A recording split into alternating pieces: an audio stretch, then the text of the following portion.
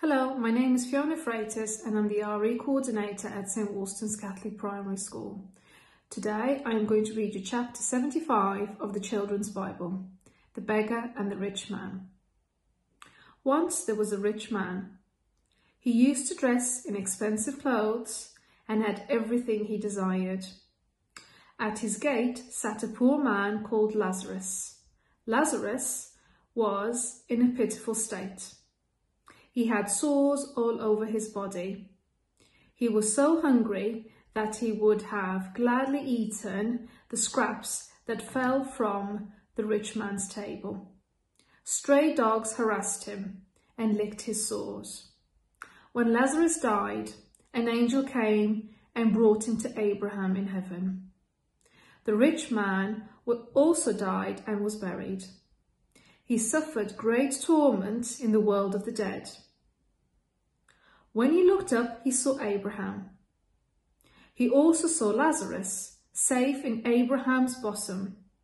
So he cried out, "Father Abraham, have pity on me. Send Lazarus to me. Let him dip the tip of his finger in water and cool my tongue, for I am in agony in this fire." But Abraham replied, "Call to mind your life. You always had what you wanted. With Lazarus, it was the other way around.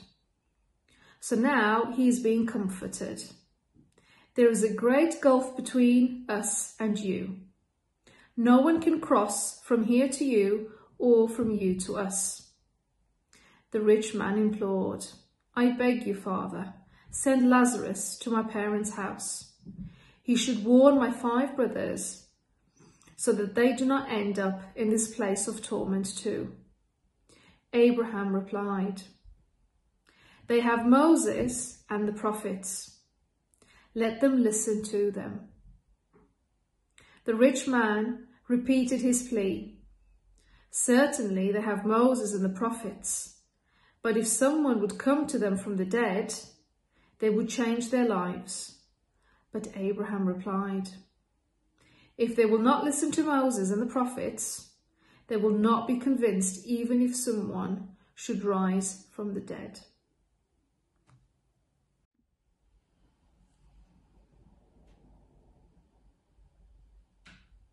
This parable is a story used to illustrate a moral lesson. The rich man lived a privileged life, surrounded by incredible wealth. He had the most luxurious clothes and ate the finest foods. He very quickly became a selfish person. He did not use his good fortune to help those who needed it, and in this case, the beggar.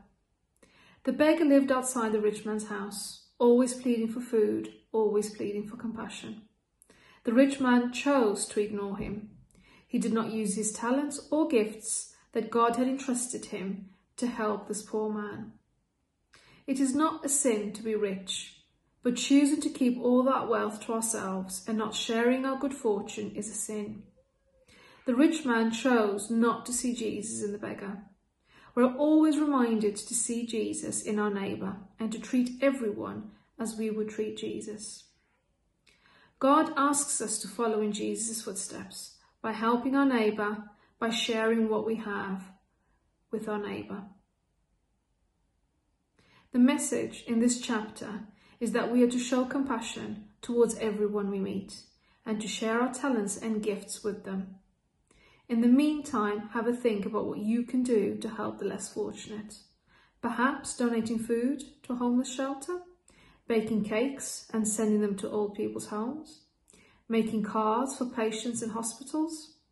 If you're old enough, you could volunteer at an organisation. Just remember, whatever you do, do it from the heart. And always remember to pray.